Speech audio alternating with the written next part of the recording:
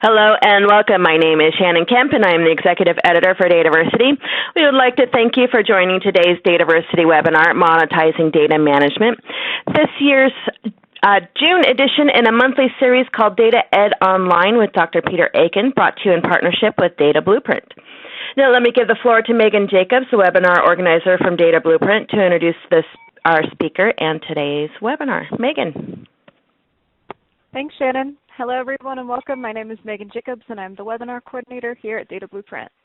We are pleased that you've found the time to join us for today's webinar on monetizing data management. As always, a big thank you goes out to Shannon and Dataversity for hosting us. We'll get started in just a few moments after I let you know about some housekeeping items and introduce your presenter.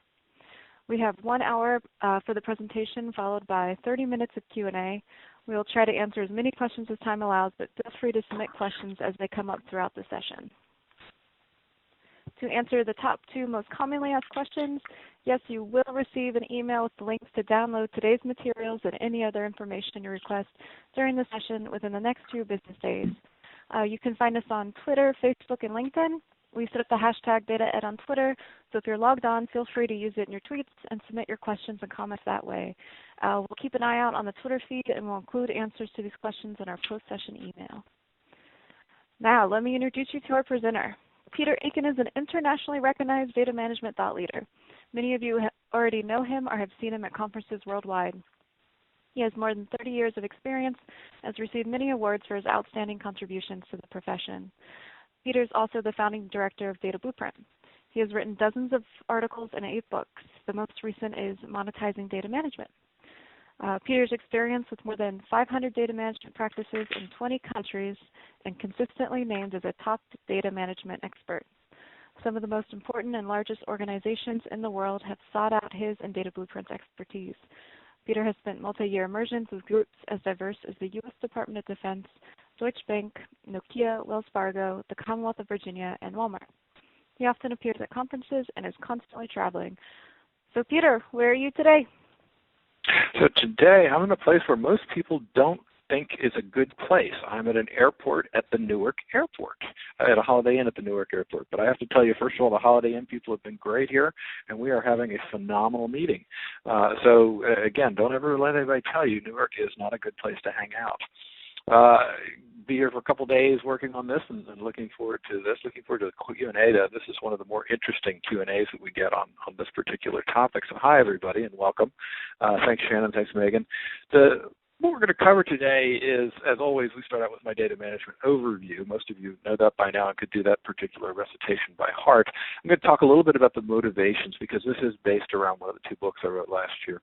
We're going to look specifically at the concept of what does it mean to leverage data, and then talk about it in 6 cases. This is going to go, of course, real fast as most of these things do, that have monetary results on it. So 6 monetary return on investments, and then 2 non-monetary return on investment, because, of course, there is more stuff out there besides just money. And we'll finish up with a legal case that's a composite of some things that I've worked with over the years, and then we'll, of course, go to takeaways, and the part I'm looking forward to is your questions on this. So let's get started with data management, and I'll put this first slide up, which is usually we're at 2 p.m. on the East Coast here. Those of you that are on the West Coast may not want to look at this till after your lunch, give you a little fortitude. But seeing how data management is an integrated system of 5 practice areas.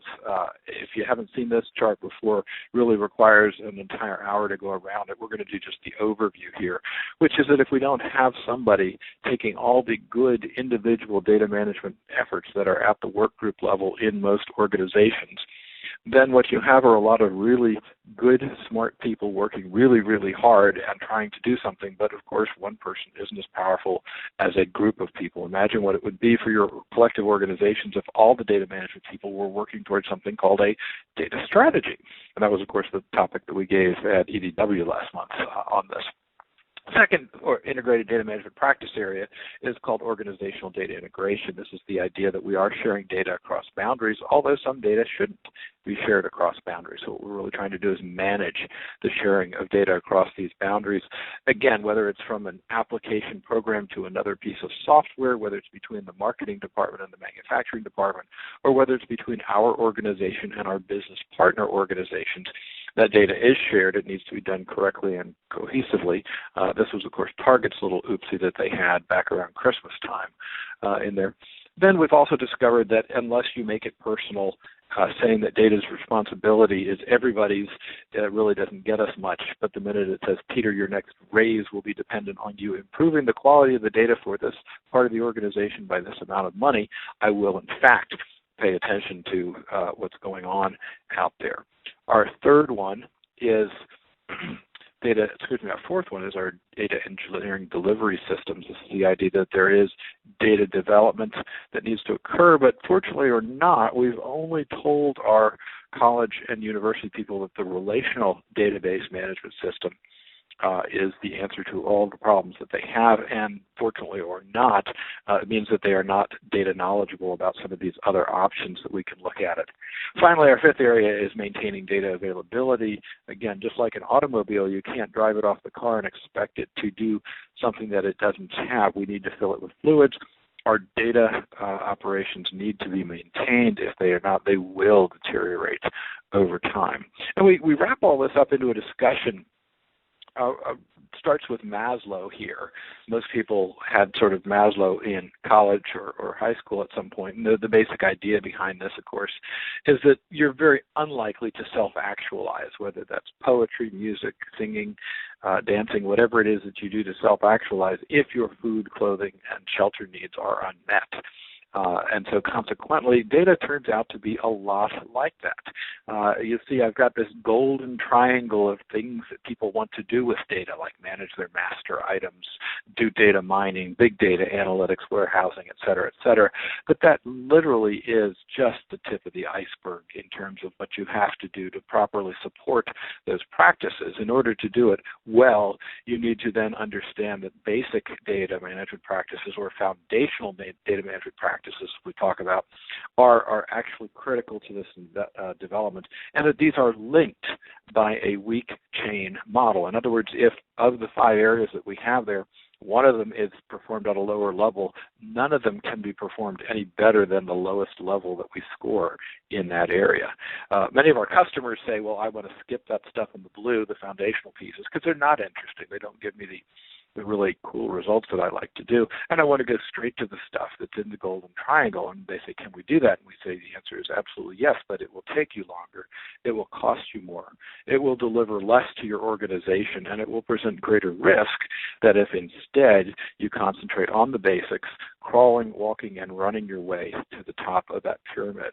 What this means as a corporate philosophy, then, is that we do believe that data is the most powerful yet underutilized and poorly managed asset in business today. Data is your sole, non-depletable, non-degrading, durable, strategic asset. And consequently, it needs to be managed as such. And so what we want to do is help you to unlock business value by strengthening your capabilities, providing these tailored solutions, and building lasting partnerships as you work. And that's our data management overview. Now I'm going to talk a little about what caused me to write this particular book. As you know, from time to time, Data Blueprint does some surveys, and we did one last year where we looked at how organizations define data. I'm not trying to present these results to you. They're there for your reference.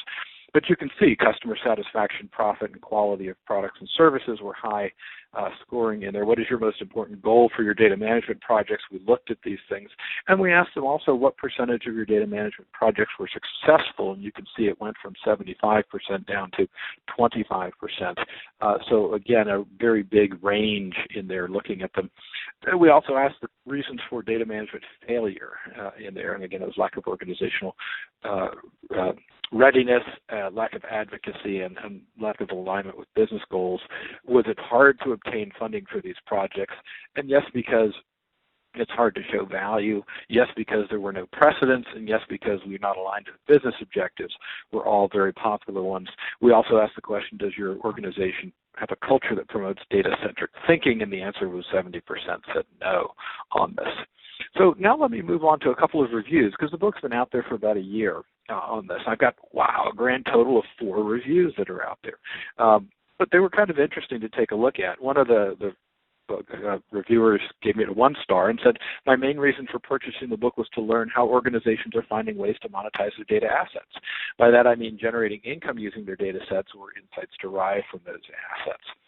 That's actually what I'm hoping to show in here, so I don't know where I missed on that particular reviewer. And here's another one. The Monetizing Data Management is to learn how to earn money from organizational data. However, the book didn't talk anything about making money through data management, and that's correct. It didn't talk about anything in order to understand that aspect of it.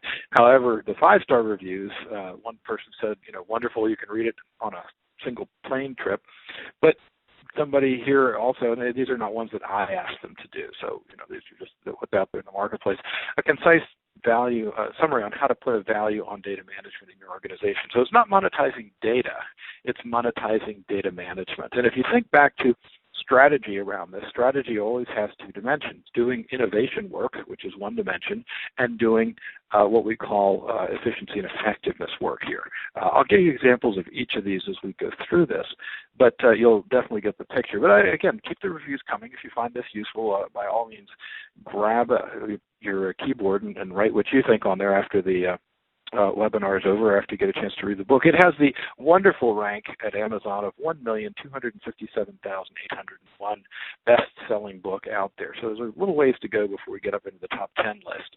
But what I was trying to do was to help our community, all of us collectively working in data management, to better articulate the importance that we do. And if we don't speak to the executives in the corner office about things that are important to them, most cases money, then they will not understand what we're talking about. So today's business executives are very smart, but they are just not data knowledgeable. And consequently, they tend to make poor decisions about data. There are 4 parts to the book. One is a unique perspective on the practice of leveraging it. Then I give 11 cases where it's produced positive financial results, and we'll go through those dollar values at the end of this webinar here. I give you 5 instances of non-monetary outcomes, and then some interaction of the data management practice with both IT project and legal responsibilities as well. So that's what I was trying to do. And here, let's jump into what it means to leverage this case. What we want to start out with, of course, is what do we mean by data? We tend to start out an awful lot of these things by asking people, what is the number 42? Some of you know very well that is the meaning of life, the universe, and everything. And what I've done just there is combined a fact with a meaning. 42 is the meaning of life. It's also my age 13 years ago. That may or may not be relevant. But you can see here we start to assemble a structure. The fact 42 paired with the meaning is what gives data. And to get that to information, we then want to start to combine that with requests, or what we understand are our requests in the organizational context here. So by looking at this, we now say, here's what we think they need, but we never really find out what they really do need until we've put it into use. So this is the use of prototyping here. And this is the goal, which is strategic use of data as an asset in the marketplace today. Now, you'll notice this, that the data, information, and intelligence forms a hierarchy in this case and a structure. You cannot do strategic use of information if you don't manage your information well. And of course, you can't manage your information well unless you manage your data well. So this is our definitional material here. We then need to look at it from an engineering concept. And the idea here is that proper engineering techniques, a human being can lift much more than the human being weighs in these circumstances. This requires us to have some tools and technology. In fact, we look at it as a 3-legged stool of people, process, and technology. And data leverage is, in fact, just this exact same engineering concept. We take the organizational data on the left side and we put our very smart data management community on the right-hand side. That's our people dimension in there. Our technology is, of course, the lever and the fulcrum. If we don't use those properly, our concept of leveraging something will not work, and we need a process. The people on the right-hand side of that diagram are going to help the organization manage their data better. If you have a need for great leverage, then you're going to have some skilled professionals on the other side of that lever in order to make it work. If we look at another concept in here, which is that 80% of organizational data is rot. If we eliminate some of that rot, trying to get to zero, rot, by the way, is an acronym for redundant, obsolete, or trivial data, in which case, why would you put any effort into managing it at all? We will end up with a better set of levers in that context.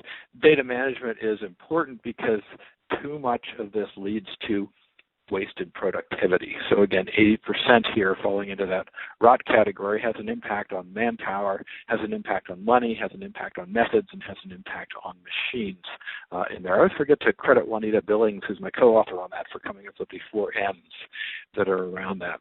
And you really also have to understand, too, that our educational focus for our young people who depend on us to learn about this topic is on building new systems. If we're putting 80% of our cost in IT systems of evolving existing systems, we don't tend to put new people on those projects. So we're really teaching the wrong people things, and if good people come to us and ask us to learn about them, it's going to be very, very difficult to actually understand this. Now, another fundamental piece that is flawed in all of this is that evolving data is a very different activity than creating new systems. Our data evolves over time in that it is significantly more stable and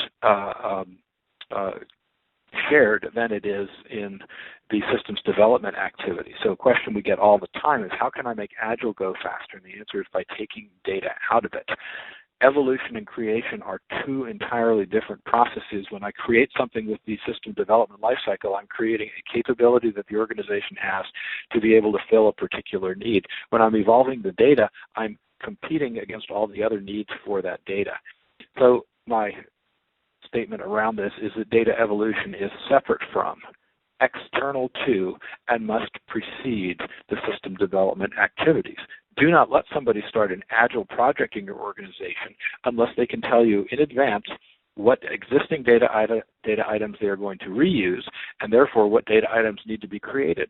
If they can't answer that simple question, they don't know enough about their data requirements, and there's no way they should be spending any money on software development activities at all. This derives from something that we call application-centric development, which seems like a very reasonable thing to do. We start out with an organizational strategy, and we have some goals and objectives that we'd like to put in place. Those goals and objectives then tend to drive the development of specific systems. And I'll pick on SAP here, not for any good reason. It's just one of the most widely known and popular and in fact, useful software products out there. But the minute I start talking about SAP at this level, then the other conversations also become, how does the network handle SAP? And what SAP data do I need to have? Nothing wrong with those conversations, but that's an application-specific conversation, not a system conversations. The problems are that this ensures that the data will be focused around the applications and not around the organization-wide requirements, that the processes are narrowly formed around applications, and that very little data reuse is possible. This means that as we develop our systems over time, of course, we put them together and we each have their own little stovepipe piles of data. And it works great until we need to connect it. And of course, the way you win the game of Twister is by not falling down, which is a rather low standard in IT here. So this challenge here can become very, very difficult. And my favorite Einstein quote comes up here: the significant problems we face can't be solved at the same level of thinking we were at when we created them, which was usually in the middle of the night on this. So what we'd like to do is have people think more in terms of a data-centric development strategy, which is to say we start out with the same strategy, goals, and objectives, but then move immediately to organization-wide definition of data objects that can be used and shared across the organization. That way the network can be focused on delivering data to people, and the only function a system has is to take this specific data and move it to that particular user. Again, this makes sure that the data assets are developed from an organization-wide perspective, and that the systems supporting those data needs complement the existing organization process flows, and we get maximum data and information reuse. And by the way, we should do this, because when we look and measure how much software code we are doing, it is virtually nothing. Now, this gets us to our first polling question. We want your participation in this too. Who or what department makes a decision on investing in the data management initiatives? Is it A, IT, B, the supported business area, C, the IT and the business areas together, or the Office of the Chief Data Officer or CIO equivalent on there? We'll give you about 42 seconds on this to answer that, because Shannon, who's our expert at this, tells us that's the optimal amount of time for you all to respond on here. So we'll won't sing the Jeopardy theme music, but we'll look for your answers on here and give Megan a chance to put them back up on here. We've got about 10 seconds left. If you're not reaching for the mouse, don't bother. It won't be there when you get there, but we will come back with some more questions on this. And what do we have in the way of results, Megan? All righty, let's see here. Once it lets me pull them up for you guys.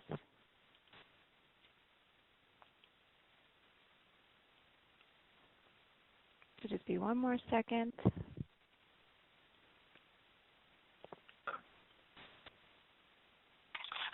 All righty, there we go. Should be up. So IT is 12%, supported by the business 13%. A combination of both, 32%. That has been higher than it has been. We also had 12% back in there at the office of the CIO level. So you can see there is no one unified place where people are getting this information from, unless that no answer means something very significant that we don't know otherwise. Let's move on a little bit further here and dive right into the cases, which is, I'm sure, what you all are here for. First one is a organization that had a lot of people who were doing time and leave tracking in the organization. And this one chart became relatively well known in this organization, about 10,000 people overall in this organization. So you can see on the y-axis is the number of employees, on the x-axis it was the district, whatever the district was in there, and then there was a pay grade component that we went in there. So if you look, you can see, for example, that we discovered there were at least 2 people who were in grades 13, which is a fairly high grade, who were doing data entry functions in this. And the first question that you might ask is, why is that occurring? We were able to make the statement then that we found 300 people who were spending at least 15 minutes a week doing this sort of manual data entry work in here. Now, what we were looking for was some money in this organization to free up so we could do some more work in the data area in this case. And when I take that chart, I don't have to go to each of those people and ask them how much money they're making. I could get this chart from personnel and look at a grade 5 in there, which shows that what the level of that person at the entry level makes. And when I have access to that information, I can then do something that most people refer to as activity-based costing. And I can count up the number of employees, the number of documents they're processing, how much per employee, et cetera, and come up with an annual cost for these time and leave tracking functions here that is approximately $158,000 a year in this case for this example, doing this time and leave tracking. And when we did that across all of the districts, we were then able to find literally $10 million of unproductive time that these individuals were spending doing this work. Again, a wonderful, wonderful set of numbers that we're able to put. So somebody says, can you find $10 million in the budget? And the answer was absolutely yes. If we could find a better way of tracking these people's time and leave entry, which I hope you consider, like I do, a very key data management function, that this would be a challenge in here. Now, moving fast, that was the first one. We can come back and go into any details on this a little bit later. Second example over here is an international chemical company that helps engines run longer, smoother, the machines last longer, the fuels burn cleaner in this case. And they run lots of tests per year. And it costs somewhere up on the order of $250,000 for some of these tests. Now, the thing we did for this company was to take and pull together a chart here that showed how their knowledge workers were spending their time. Now, you have to understand, for this organization, there were about 100 PhDs in chemical research that were doing work in this environment here. And when we started to look at them, we actually found, I've circled it in red there on this diagram, PhDs in chemical engineering who would take a formulation on one piece from one digital computing platform and turn around and digitally rekey this information into another computer. Again, I'm absolutely positive that anybody on this call could have solved that problem on here, but these people were not specialists in IT. They were PhDs in chemical engineering. Another thing that we found, and again, I've highlighted it with those red lines in the upper left-hand side of your diagram, was that they were moving data around manually, which meant a disk would sit on somebody's desk if they were on vacation or something along those lines. That nobody would necessarily have standards that were in place. So they had to manipulate the data because every time that person X made this, they would forget to put the decimal point in, or they would round too far. And these things all caused the data management process to slow down.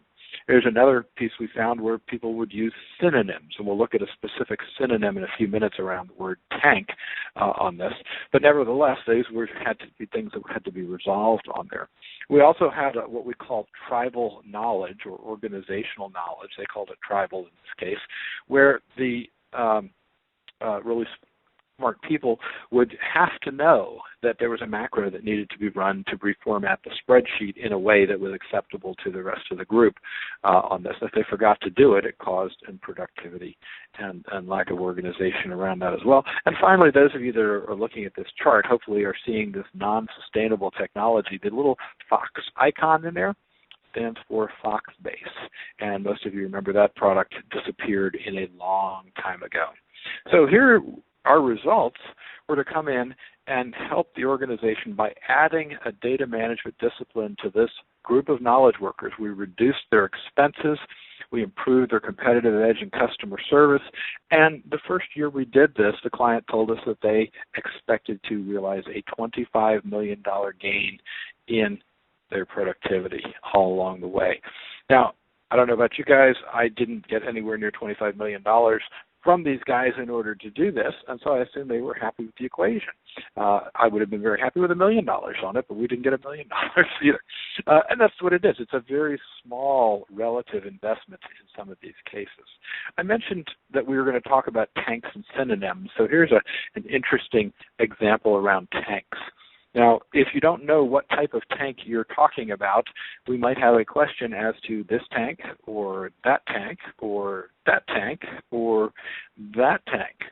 And those are challenges that we have to look at, because if we're not precise about determining the type of tank, it can have a tremendous impact on things like safety, productivity, and even basic accounting practices in there. All of these tanks, of course, were of interest to the organization. It equates roughly to another rule that I use with my groups that I work with, which is to say that never let anybody use anything as abstract as the concept of customer. Because we know we have current customers and past customers and potential customers, and we have to arrange them into a way of doing it. You don't want to tell your current customers, for example, that the thing they bought yesterday is now on sale. It's just generally not considered to be the best business practice around that. And of course, in vocabulary management, we also want to make sure that we have tanks that float, so that might be an important thing, or tanks that fly. Again, all of these things are going to be important to reconcile in this area. And the key for this particular example was that by standardizing the names of these various tanks and not letting people use the concept as simple as a tank, but in fact forcing everybody to sit in a meeting, and when somebody would say tank, they'd immediately say, what type of tank are you talking about? So tank was too abstract a concept, just as customer is generally too abstract a concept for anybody to have a productive discussion about in there. In addition to that, however, we also want to make sure we don't confuse those tanks with these tanks, which will lead us into our next story after I tell you about this brand new invention called the beer belly. Some of you may not have known this, but this is actually a device that we men wear around our waists and stick beer in so that we can put a straw in it and drink from it in public without people noticing. And you guys thought we were tanked. Okay, just kidding. Here's another story about all of this, where one inventory item, when a military organization happens to purchase a particular piece of information here, purchases a tank. When they purchase that tank actually decomposes into a lot of different things. In fact, Peter Benda has an example where he talks about an F-15 being something like several million parts flying in formation. In this case, it's about 3 million individual data values every time you buy a tank. Now, the question is, tanks, like all capital equipment, eventually becomes obsolete. They are not useful to the organization anymore, and we should put no time or money into keeping them running, much less housing them or anything else that we do. And yet we find out that it happens over and over and over again. So of these 3 million values, it turned out that oftentimes as few as one individual value in fact controlled whether the information was obsolete. We would absolutely hate to see money that should go into our military forces going into maintaining tanks that we can't use. We prepare them, we maintain them, we take them out once a month, we store them, we don't want to keep them in the rain. And you can see here from this chart that there was about $5 billion of equipment that didn't match up between the two systems. About $1.5 billion savings in this particular instance here in order to do this. So better data management was able to produce better information, in this case, for our warfighters. Again, I'm moving a little quickly through this, but I want to make sure that we get to everything. So here's a little bit more difficult of a data management challenge here. It says data quality at the top of this. It really is an integrated challenge. The key here was that this was an organization that had about 2 million NSNs, or SKUs, stock keeper units. It's just individual items. We'd consider these to be master items in a catalog. And this information was stored in what we call clear text or comment fields in the system that they were using. And this clear text field meant that it fell into the category of non-tabular information. Some people would call it unstructured. Technically, that's incorrect. Something that is unstructured is by definition something that cannot be made to have structure. So most of the time when you hear people talking about taking unstructured information and turning it into structured information, they're really talking about semi-structured information, not unstructured information. And the original approach when we were working on this project was that somebody said, we can't go in there and get this information out programmatically. We're going to have to manually extract all of this information. And once we do extract it, we then have to structure it. And so that was going to be a very big charge in order to do this. From a monetizing perspective, we took a different approach. We developed an improvable text extraction process. We would now call this text analytics or text mining, depending on what conference you go to convert this non-tabular data into data that was more of a tabular form. And here we saved this particular organization about $5 million. I can tell you that was to us as the taxpayer, so that was a good thing for us. But what part I was most proud about on this was that, you know how we talk about person years and person days worth of work? This was the first time on any project anywhere where I had managed to save a person century of work. And let me run you through a little bit of a complex chart here to show you how we did this. While I'm doing that, I'm going to simultaneously illustrate the process of determining diminishing returns on your project. Now, let me again set the stage here. We've got 2 million NSNs that are stuck inside of some computer fields in an old database somewhere. Nothing wrong with the existing database, but they were moving to a new software platform, so the data needed to be moved, migrated. And of course, we didn't want to do this without actually understanding what was going on in the process. So these are the numbers that you're seeing here on this. I'm going to explain to you how we walk through the numbers. So if you'll pay a little bit of attention to these things, you'll notice the first part of it. We ran this project for 18 weeks, and after 18 weeks, we determined we had reached the point of diminishing returns where it was not worthwhile to go any further with our improvable text extraction process. The first week, however, we weren't very good. We didn't match any items, so clearly just a note to say, make sure you carefully set expectations around this to make sure that everybody understands where it is you're doing and when to expect certain results. However, you'll notice that by the end of week 4, we had managed to match more than half of the items in there. Now, immediately the question came up, should we stop? And maybe by solving half of it in 4 weeks, it was a great place to stop.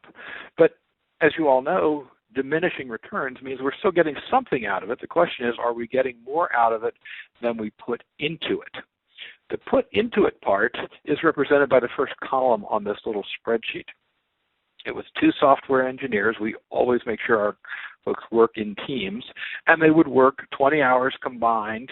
So again, it's a 40-hour work week divided among 2 people, so 20 hours apiece for the software engineering team, which gave us a fixed weekly cost in terms of improving the text extraction process. So you can see here by the end of week 4, we had spent 4 weeks of programming time and we had returned half the problem. So right away, 2 people working 4 weeks combined solved half the problem. Great. Could have stopped right there and been a very successful piece. But the question is, should we go further? Now let's look at the other 2 columns that are on here. The first column here, and again I'm working from right to left in this case, so backwards. When we looked at week 1, we had determined that 1% of the data was ignorable, but by the time we got to week 4, 11%, round up 12% of the data was ignorable, which meant we didn't need to even touch it. It falls into that redundant, obsolete, or trivial category here. Now, the unmatched items was how big is the problem left to resolve. Started out at 31%. Interesting, notice the numbers. Went down to 22%, 21.22%. Went down the 3rd week to 20.66%. And finally, the 4th week went back up to 32.48%. Now, the way, of course, the team was working on this was that they were interviewing subject matter experts about the business rules that they use to determine how to identify this key piece of information that was stuffed inside of a comment field of a database. Well, what that left us with was 32% of the problem that was not fixed. We didn't have matches for it. We would have to manually look at those individual pieces. I'm jumping ahead 10 weeks here now. We've gone from week 4 to week 14. And you can see that unmatched category went down to 9% of the problem. We'd solved 90% of the problem in order to do this. Great information, really, really wonderful. And we kept on going until we got to week 18.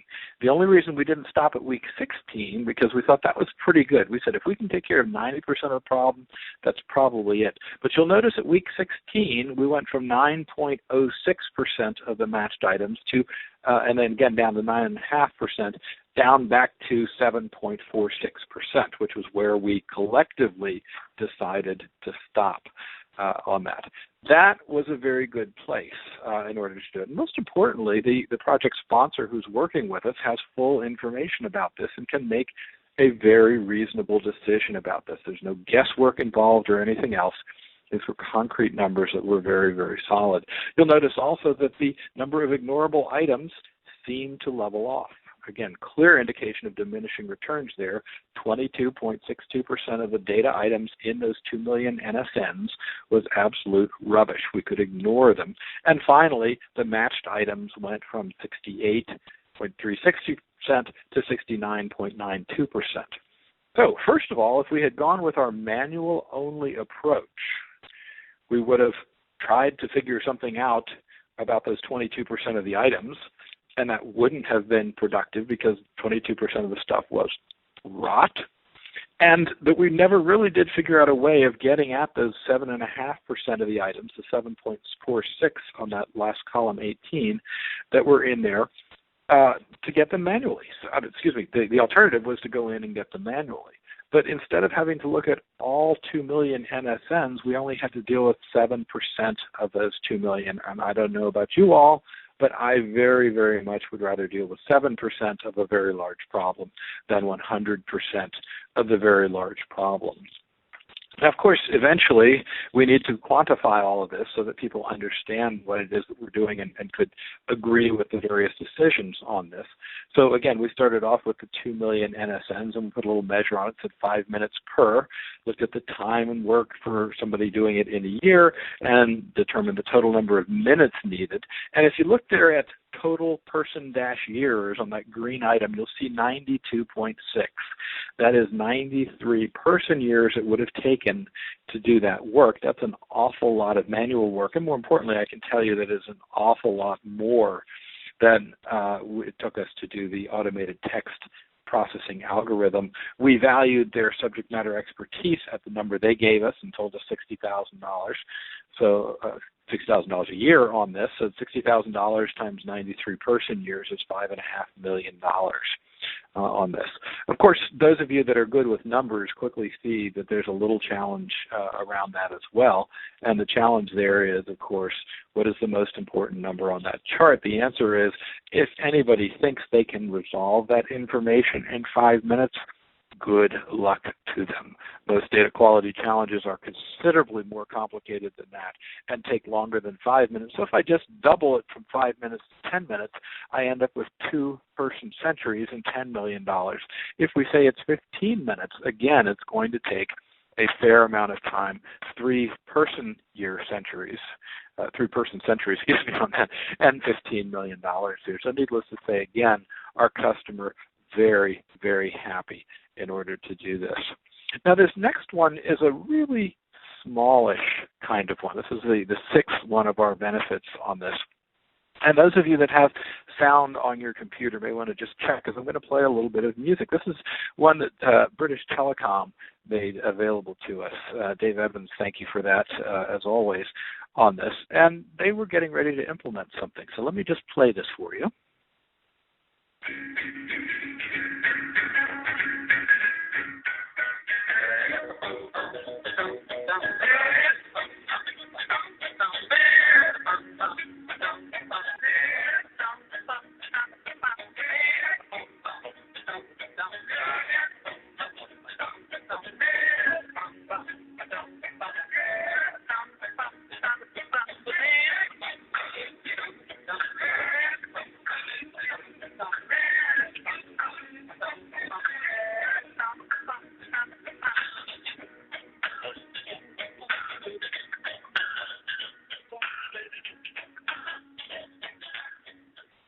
Now, I want you to imagine that you're trying to describe to the people in your organization that you're starting a MDM initiative. And I'm not talking about just the people in IT who might, in fact, know how to do this, but to the business people here as well. And the articulation that is in that is absolutely brilliant. They spent less than 500 British pounds to have that little piece of animation created, approved, articulated wonderfully, and sent to the entire organization.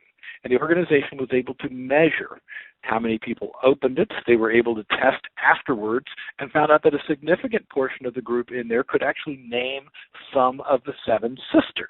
The 7 sisters, of course, being the 7 MDM stacks that they were going to put in place. This particular articulation was a marvelous investment for them that helped everybody in the organization understand much better this dense technical stuff that they were implementing.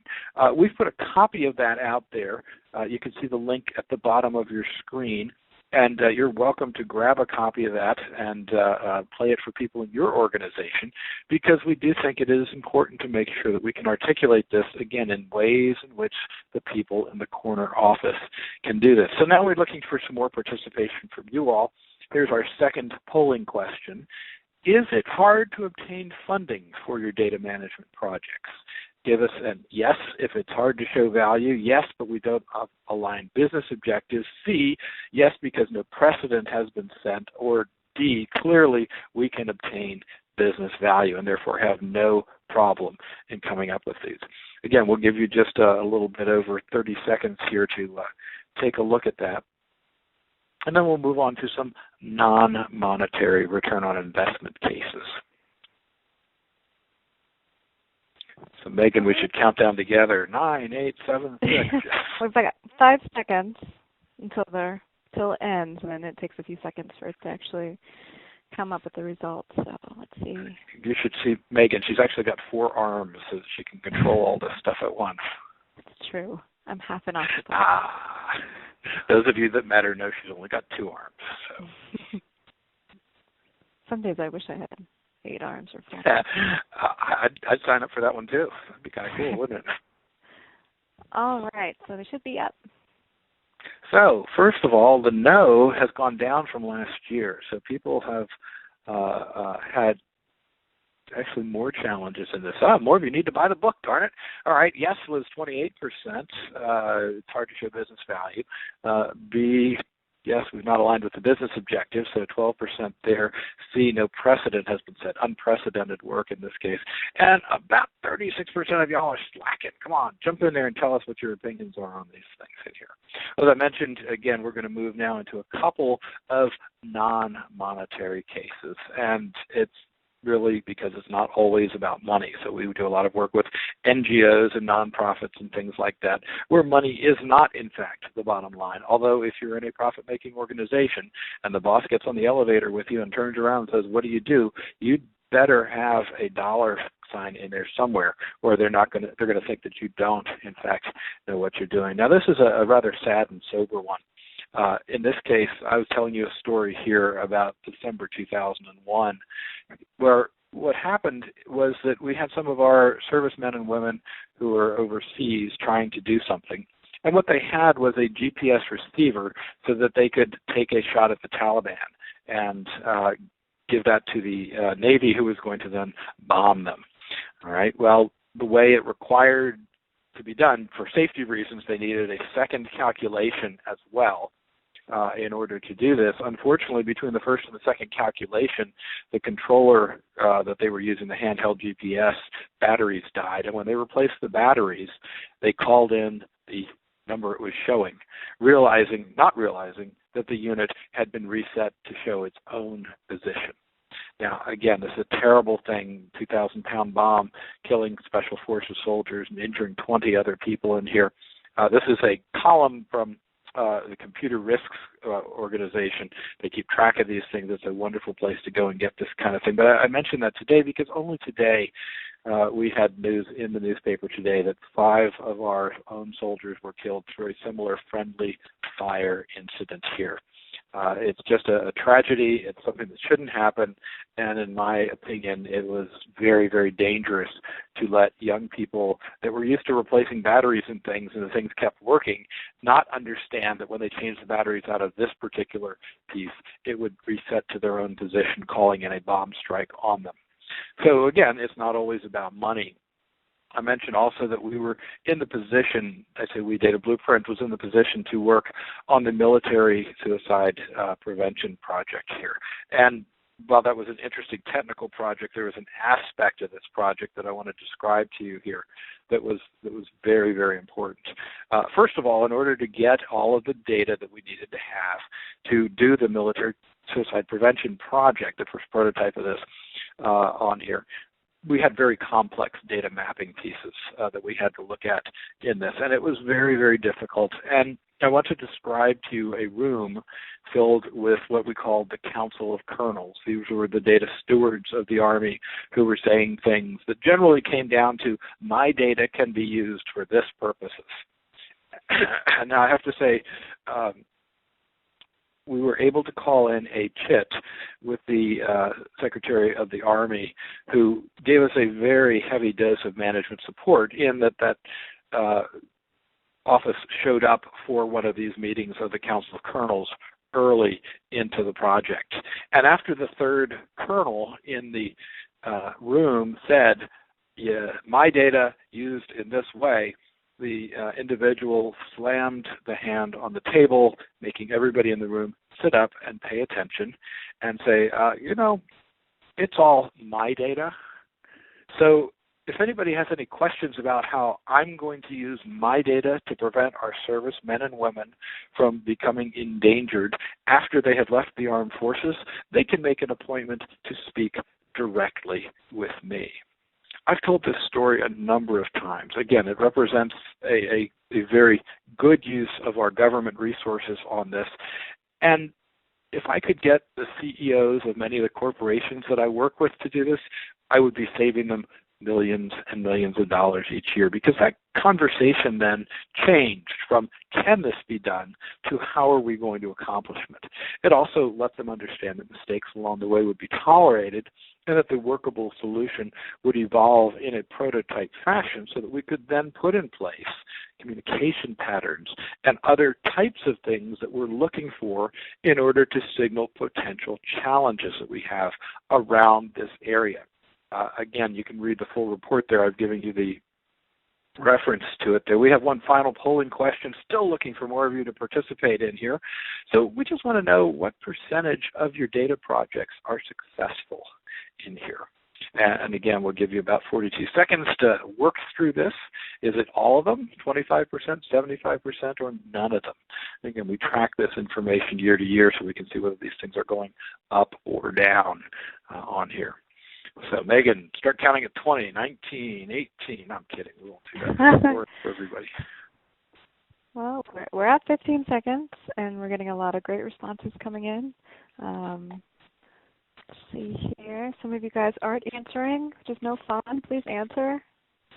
More the better. Yeah, we don't record your IP numbers or anything. Can't report to your boss. Somebody else might be, but it's not us. Let's put it that way. Megan, what do you consider a great answer here? None or all? Oh, Ooh, yeah, gotcha. well, hopefully all would be. Yeah. Of course, if it's all, then I guess Data Blueprint better go out of business, right? This is true. This is true. So what are the results? All right. Okay. All of your projects, this is actually much better than last year. This is great. All is 4%, 25% are successful, or 18%.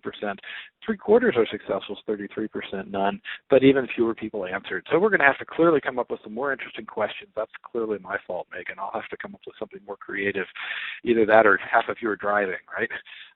Let's talk about, in the final 10 minutes here now, a legal case that was a very interesting, and again, this is not a single legal case, so full disclaimer, there's no particular organization in here, but I want to tell you a little about how data management worked in here and how monetizing really helped this particular organization.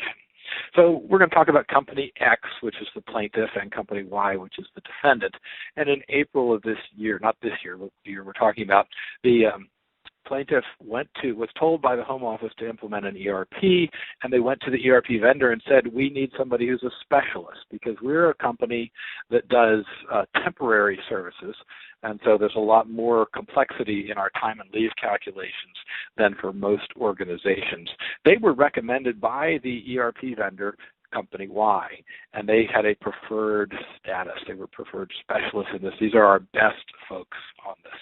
Project started in July of that year. They contracted with the defendant in this case to implement the ERP and convert the legacy data.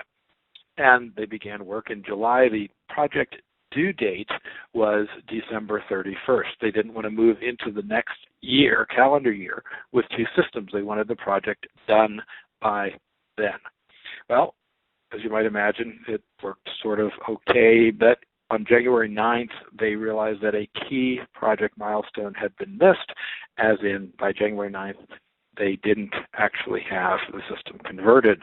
And the Company Y said, well, it's because your data sucks. Now, that's a problem just from the start. They actually worked on the project for another 6 months, still never converted the data.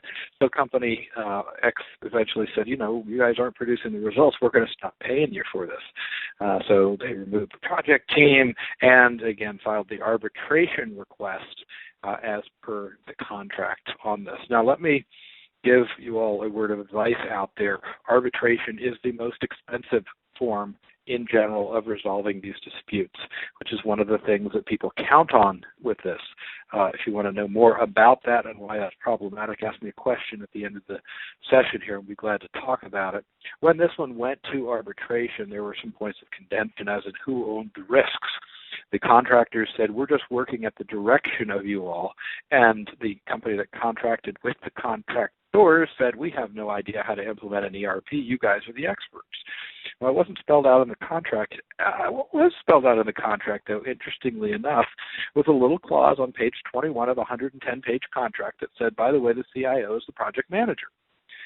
Whoever read that contract and signed it and said the CIO is the project manager was negligent in that case. Then, of course, we get to the why wasn't the data converted? Was the data, in fact, of poor quality in there? We also wanted to ask the question, did the contractor, Company Y in this case, exercise due diligence? Did they have a fiduciary responsibility as preferred status implementation specialist to look at a method that would reduce the risk to both parties in there? And was their method adequate in this case? Were the required standards of care followed?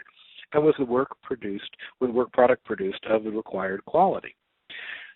As you go through these things, we produce expert reports.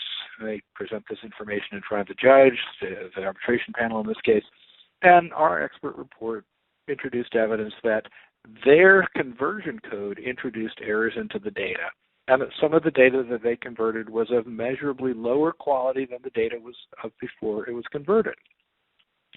That company-wide caused harm by not performing an analysis of the systems that would be required for good project management in this case. And they also withheld specific information in there that would have helped everybody come to a better conclusion around this area.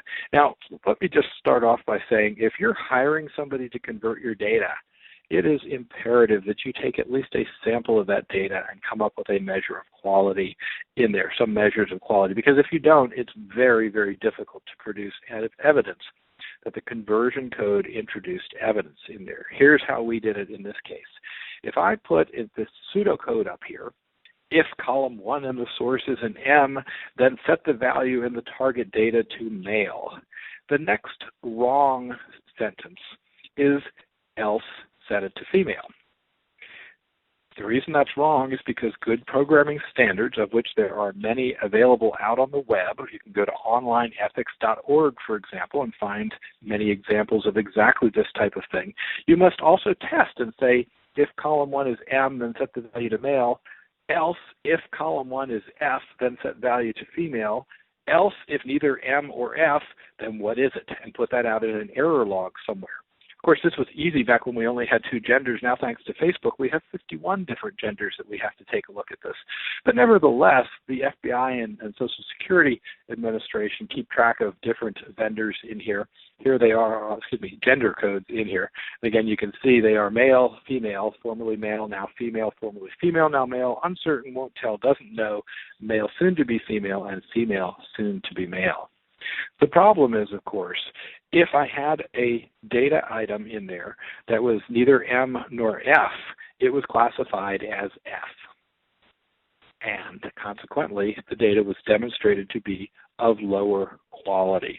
I was able to go a little further than that, though, and come up with some things here. So again, these Facebook gender curves are a challenge for us.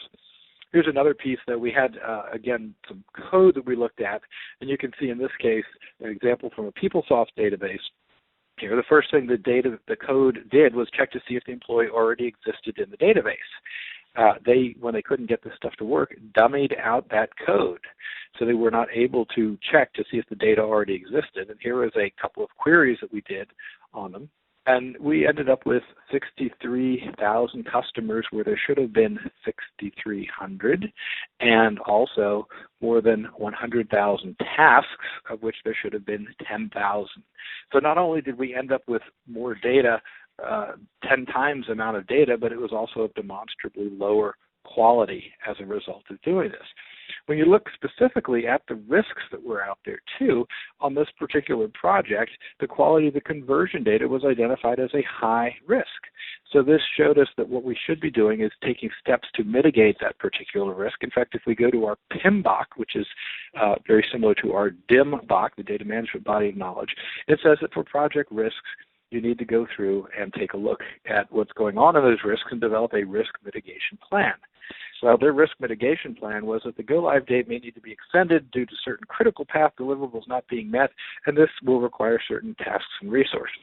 And the date to decide whether to go or not should be done by Monday, November 3rd. If you remember back just a minute ago, I told you it was January 9th, so they didn't adhere to even their own guidance on here. And let's think about this just from a step-back perspective. This means that they were able actually to step back and say if we do it wrong, we get paid more.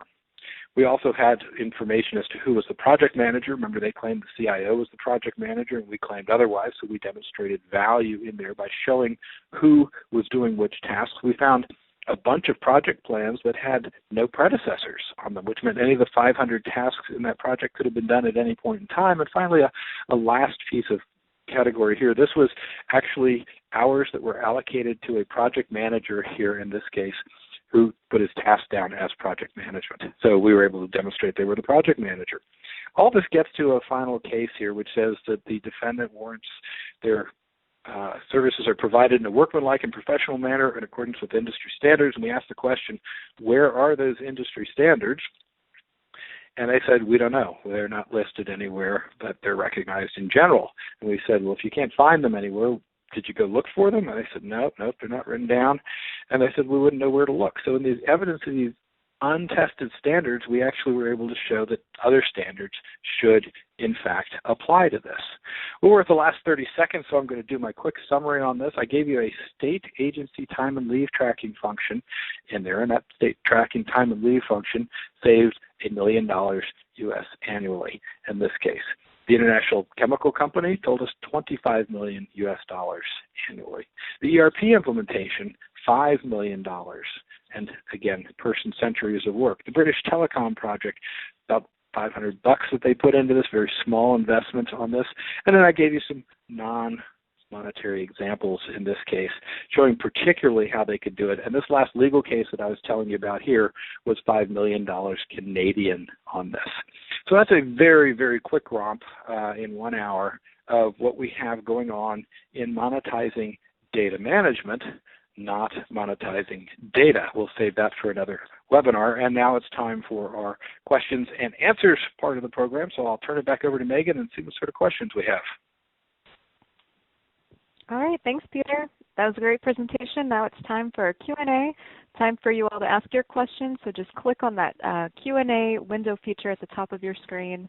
You should be able to submit your questions through that Q&A window. And we've had some roll in, so we'll go ahead and get started. And the first one is, would you share a guideline template for selling data-centric development strategy? I haven't developed a template per se. The books, however, are not unreasonable. If you want the best one, I think it would be in the book that I wrote called The Case for the Chief Data Officer with my colleague Michael Gorman. People tell me that's a very good articulation. The book is only 16,000 words, scientifically engineered to make sure that no executive of any level has an excuse not to read it and get the information that they need out of that. That said, we work in a community here, and if anybody else has an idea for how that template should work, we would absolutely love to bring it in here and make it available to everybody in there. So great question. I'm sorry I don't have a simple answer for you, but at least I think there is a reasonably articulate answer out there for you. Okay, and the next question is, Peter, in your book, are there sample proposals for data management initiatives? No. Again, that would have been a great thing to put in there, and I love the fact that we come up with these things after the darn book is published. I don't have proposals in there. I do have numbers, and I think the numbers will help you back into a proposal pretty easily. Each of the graphics that I used, I believe, in this presentation are in the book. That are in there, and I've had people actually call me up and say, look, I just need the PowerPoint slides so I can present the case to management on there, and I'm usually pretty happy to send those along as well in there. All right, next question is, do you have any examples from the health sector? In this particular session, no. There are lots and lots of these things out there about healthcare. We've done a lot of work in that area. I can briefly allude to one of them that we worked on. This was a really good combined effort. We had a very large healthcare system that we were working with who had their palliative care program evaluated by a set of external consultants. And the palliative care unit is the unit that talks to people about end-of-life decisions. It's not a happy topic, but if somebody says you have a terminal illness, we have two extreme choices. One is to fight the disease to the very end and spend, a fortune literally trying to get another couple of days of life out of somebody who is dying. The palliative care says, the goal really here should be comfort, and when you know that you're going to go, we can make that as easy for you as possible. Again, nobody's ever going to say that is easy, but we can at least provide counseling and things instead of drugs. And this particular hospital system, as I said, had been told by a group of consultants that that was a money-losing program. It was a terrible thing. They should shut it down. And the people who were involved in the program didn't believe that, so they got in touch with us, and we put together an analysis that was actually written up in the Wall Street Journal. And again, I think we could probably point you to that. If you send me an email, I'll be glad to point you to the actual Wall Street Journal article that has a lot more detail about it. But it's a terrific healthcare example. We've got a couple of workshops at some upcoming healthcare events that may have some more information on that. So you may want to just ping us after a little bit. We'll put some more examples together. Maybe next time we do this, we can include some healthcare examples, because clearly healthcare is an area that this can have a tremendous impact on. Actually, let me talk about one additional one, too. It's the fraud, waste, and abuse component of Medicare, Medicaid. And one of the things we've been looking at is how to use data as a source of uncovering these fraud, waste, and abuse components that are in there. We haven't had a chance to write that one up yet, but we've certainly got raw materials and can talk to you about how that works. There are tremendous things going on in healthcare, and if you see anything at all under the hood on this, the only thing that is scarier than these, end-of-life diseases and things is the amount of complexity that's involved in this. It is just absolutely mind-boggling how complex this is, which means data management can help with the efficiency and effectiveness component very, very nicely. Let me add one more piece onto this, too. This is something that everybody's going to encounter sooner or later. Everybody keeps hearing about this iWatch and the wearable computing initiatives. There was even a rumor a couple of months back that the new set of Apple headphones that they were coming out with were going to be able to monitor your blood pressure and your heart rate while you were listening to music.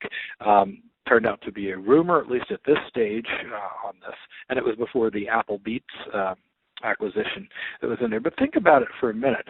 We ask people to give us their blood pressure sort of periodically through the year. Some people may get it measured weekly. Most people, it's usually once a year when they go in for their annual physical, assuming they do that part of it. But it turns out that blood pressure may be more important in the changes in blood pressure than the absolute blood pressure. And it would be actually very useful to have a device that told you your blood pressure is rising at higher than the normal rate. In other words, we have irritation and frustration, and then we have real irritation and real frustration. And that stuff can be dangerous and deadly. So the wearable computing thing is all about going from periodic measurement of discrete variables to continuous monitoring of these same variables, and that continuous monitoring can then give us a really good idea of what's actually happening to our bodies and perhaps move us into a preventative type situation. So those are just a couple of things around healthcare. Again, maybe, Megan, what we ought to do is do one of these focused on healthcare. So if you all are interested in this, let us or Shannon know, and we'll add it to the programs. Sounds like a good plan. Let's see here. The next question is, how do we promote the data-centric development? Let's take the case of SAP or ERP implementation. Normally, organizations only focus on process, and data is totally ignored. Again, excellent.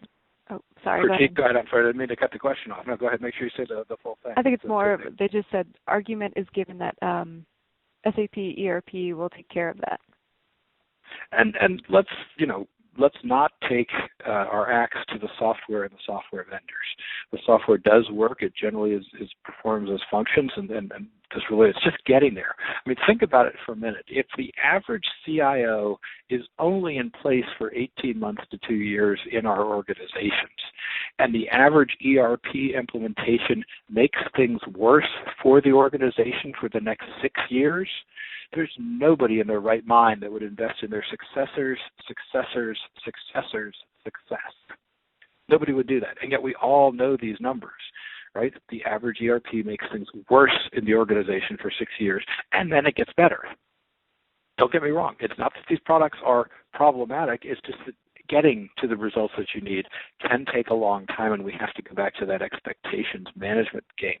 So there's two parts of this that are problematic. One, data management absolutely should be involved in the evaluation of these software projects. Because after all, when the software doesn't match your existing procedures, or when aspects of the software don't match aspects of your existing processes, you typically tend to find that out only after the software has been implemented. That's the wrong time to find out, because then you're faced with four choices. The first choice is to modify the software. The second choice is to modify your business practices. The third choice is do a little of both, which gets us to that diminishing returns equation that I gave you about 20 minutes ago in there. And the fourth one is to ignore the problem, which usually produces disastrous results. And, we can talk about some of those offline perhaps. But if we had the data model of that software package as a prerequisite to even evaluating the software. So one of the things I urge the groups that I work with to do is to run around to their head of purchasing and say the next time they ask to buy a software package of any type, make part of the submission process mandatory to be a logical data model of that. About half the vendors will say, oh, great, a good customer. They'd like to see whether our software will complement their existing business practices, and consequently, we'll have a good relationship. After all, the software vendor wouldn't want to sell you something that wouldn't work for your organization, much less sell you something that wouldn't work. So the software vendors, about half of them will say, sure, sign an NDA, and we'll be glad to show you this. Share this with you, and then you can evaluate and decide whether that package is going to work in there. The other part of this, of course, though, is that we need to know how much it's going to cost to modify these things. Again, most people distinguish between customization, which is changing the settings on the software, versus tailoring the software, which is, I'm sorry, I said that backwards. Tailoring is changing the settings. Customization is rewriting code that goes into these things. And do you know why this is a problem? If you have a software package that runs on virtually any database, but the same version of the software, what that means is that they've taken the database functionality and included it in the application layer of the software. So now you take good software engineers who know a little bit about database, and they're trying to implement database functionality by programming it. That's why we invented databases, because it's a better way to do it. So in my mind, if you find a software package that requires a different version of the software for every single piece of this, it is absolutely a better way to go than it is to look at it and say, oh no, we got one size that fits all on all of this. Now that was the first half of that question. I'm sorry, I've got a really long answer here for you, but I'm clearly passionate about this particular aspect. And the other second half of the answer is we've got to stop this absolute silly fiction about the system development lifecycle. It never did exist. It's a piece of fiction that we teach undergraduate students in IS and computer science and computer engineering programs, and it doesn't work. Data is separate. It has different characteristics than software. And so the goal of turning this into a data-centric process instead of an application-centric process should be one that's pretty easy to follow. Convince somebody in your organization to try one project in a data-centric method. Evaluate those results. Decide whether it's worth a second investment. If you've got 10 IT projects going on and you have one of them doing this and it produces better results than the other 9, try 2 of them the next time. Gradually look at changing this. It's not a matter, you can't go to your application development people and say, stop doing Agile. Peter says it doesn't work. That's, by the way, not what I'm saying. But what I'm saying is that Agile will be much more successful for your organizations if your data requirements are fully pinned down in advance. Because if you're in the middle of an Agile Scrum, you discover you need a new data element, what's going to happen there is that the software schedule will override the need for reusing the data piece of it. And that means that they're going to create more silos of data, which is going to keep Megan and I employed for a good long time. And while Megan and I like working for everybody else out there, we'd really like to make it better so we can go to some of the stuff in the golden triangle where we started this thing out at the beginning. Did I put everybody to sleep? That was probably way too long an answer, Megan. Oh, it was good. Let's see. The next one is, how do we decouple the value of data management activities from others such as project management, process management, network infrastructure management, etc.? Data management is just one of the activity to realize the value. Excellent question. So one of the inspirations I used to put together this talk, and I really should have put a slide in here to reference it, is a terrific book called How to Measure Anything. The author, Douglas Hubbard, is one of my favorite authors. He also has 2 other books talking about the failure of risk management and also one called Pulse. Again, Douglas Hubbard is a phenomenal person. I just can't say enough good things about this book. And what this book does is it tells you that, first of all, measurement is not really what we think of as measurement, but measurement represents a reduction of uncertainty. And if you start to look at things from that perspective, what you'll see is that virtually anything important can be noted in the environment. For example, as I said when we started this out, I'm at the Newark Airport. So there are lots of planes flying in and out of here. If there are no planes flying in and out of here, I will notice pretty quickly and decide something is probably wrong over at the Newark Airport. By the way, Newark Airport is functioning just fine today. However, one of the things that isn't working today over at the Newark Airport is the little air train that runs around, and that's causing all kinds of challenges. So if you're headed for the Newark Airport, for a plane ride out of here, apparently it's going to be a little while before that's fixed. We can measure these things.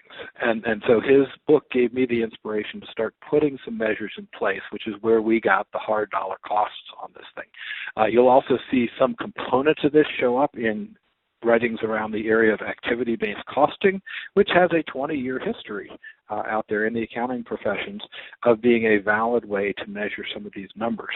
So like project management, like network infrastructure that everybody was saying, these are really good places to start, and look into them for other ways of trying to value these things.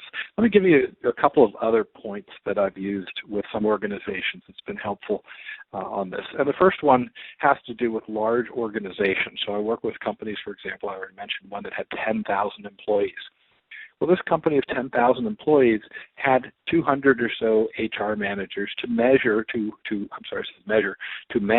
the HR function, to care for the people they'd invested their time and money and training into in order to help this particular state agency.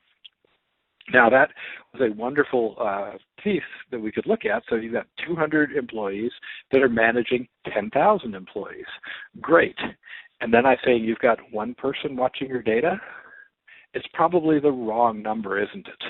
So then the question becomes not how many should we have, but probably 200 is not the right answer either, but I'm sure that one was not the right answer for this organization. And so if you can draw a parallel between that, it becomes very, very useful, and people do get that. You mentioned also network infrastructure, and I guarantee you that if you look in any corporate networking group, there is somebody in there that's keeping track of what wires and what signals and what routers are where. This is, of course, metadata management applied to the specific domain. Look at the size of the network group and see how many people do that metadata management in the network group. If the network group is 20 people, there's at least one person in there that's keeping track of all that complexity. And again, you can apply that ratio and say, and you have nobody who's in charge of the data, or 10 people, or whatever the number is. Again, you'll have to use your own numbers on those, but of course you can tell I take a fiendish delight in trying to tease out these statistics. So if you've got a particularly intractable number, just reach out to us. We'll be glad to talk to you about how to start putting some dollar values around that particular piece. Great question. I hope that gave you a good answer on that. All right. Next question is, what is the best method of showing ROI on data management projects to C-level executives? First, the executives have to understand that there is a data management function that they're investing in. Whether they know it or not, they are spending money managing data. And if you can find some of the examples in here useful, again, I gave you some of the examples that were in the book. There are a lot of other examples in the book that will give you some more specifics around that. And if you've got some that you've got that we haven't done, let me know. And as we prepare the second edition for it, not only will we include healthcare in there, but we'll try to get some of your examples in there as well. Let me tell you about one specific example, because I was talking about this with Linda Bevelow, who is the president of the DAMA St. Louis chapter, and who's done a great job of getting the chapter started over there in St. Louis. And she said, well, I've got an example. Would you want this for the book? And I said, of course. And in a matter of just literally a few short weeks, she was able to produce a chapter, and I'll synthesize the chapter here from memory for you just so that you get it. She had an IT project that was going on in her area. She's a business person on this. And when they got to the end of the scheduled time for the project to be done, they said, we're done. And she, being data knowledgeable, said, done. What do you mean by done? They said, well, we spent the money and we finished the project here. She said, okay, well, how much of the data that's supposed to be in here is actually in here? And it turned out the answer was 40%. And she said, oh, okay, so we're going to say the project's done, even though we've only got 40% of the data in this particular new system that we have. And they all said, yep, that's correct. She said, how long would it take you to get the next piece of it in? And I said, well, if you gave us another couple of weeks, we could do maybe another 40%. Well, she told them, of course, to do it. And more importantly, the result of that was $50 million. So if we measure the right things, like if it's a data-intensive project, how much of the data that we've tried to get do we actually get in place, it changes perceptibly what goes on there. And you better believe that her boss understood very, very well that her putting in authorizing additional time on a project to convert the rest of the data resulted in $50 million to the bank. I don't predict she's going to be in that exact position for a long time. I think she will become promoted reasonably fast. Okay, great. The next question is, have you established a methodology to attach a dollar value to the customer setup process in order to understand how much money we potentially leave on the table if the customer setup takes longer than it should? If so, can you please share it with us? I don't have a customer setup one, but what we did do was some work with the Army on what's called provisioning, which is a somewhat parallel process, and I'd be happy to talk to you offline about those numbers in there. The key is if you don't have something that you could directly identify, find something that is similar and see if you can analogize between the two. I'd love to work on a customer setup process. If somebody's got one, I think it'd be a neat thing to add to the bag of tricks. Yeah, if it takes too long to fill out these questions and the customer walks away and goes to the competition because they're easier to do business with than you are, wow, that's not a good way to do business, is it? All right. The next question is, how do you handle pushback on showing monetary or soft savings, like productivity improvements? That's a great, great question. I'm going to go flip back to the slides because what you really want to do, and a little social engineering can go a long way in terms of this. So let me just put this slide up here for the non-tabular to tabular project here. And what we did, this is actually the slide we did present. But what we also did is we put somebody in the back of the room and we said, after we've discussed everything on this slide, if nobody else has noticed, would you ask us, do you think 5 minutes is really the number that should be going up there? And of course the answer is no. I don't know anybody who can fix data quality problems in 5 minutes at a system-wide level, systemic level. And when they did that, the meeting was over. It was done. 5 minutes? Whoa, we missed that. Yeah, it's not 5 minutes. Let's put 30 minutes down to it. Well, 30 minutes, now you're up to $30 million. So again, a little bit of social engineering here. The whole point, and I'll go back to one of my favorite quotes, of a model is that all models are wrong, but some models are more useful than others. And that is a phenomenal piece of advice to take with you. This model that I'm showing you here is wrong, but it is clearly useful. And more importantly, by putting in that underestimate, I can say it will take a minimum of 93 person years in order to do this project, which is a lot of manual labor. Of course, then somebody else says, 5 minutes? Oh, okay, what number would you like to have in there? The whole point of doing the modeling is to show other people so they can critique it. If you don't like my numbers, substitute yours. But nobody's going to say that there are not quantitative benefits on this particular project. Great question. All right, it looks like that is it for the questions. So thank you everyone for participating in today's event. We hope you have enjoyed it. Thanks again to Dataversity and Shannon for hosting us. Once again, you will receive today's materials within the next 2 business days. Our webinar next month will be Design and Manage Data Structures. Hopefully you will be able to join us for that as well. As always, feel free to contact us if you have any questions. Thanks everyone and have a great day. Thank you all. Thanks Shannon. Thanks Megan. Thanks, Peter, and thanks, Megan, and thanks to all of our attendees. Have a great day, everyone. See you next month. Sounds good.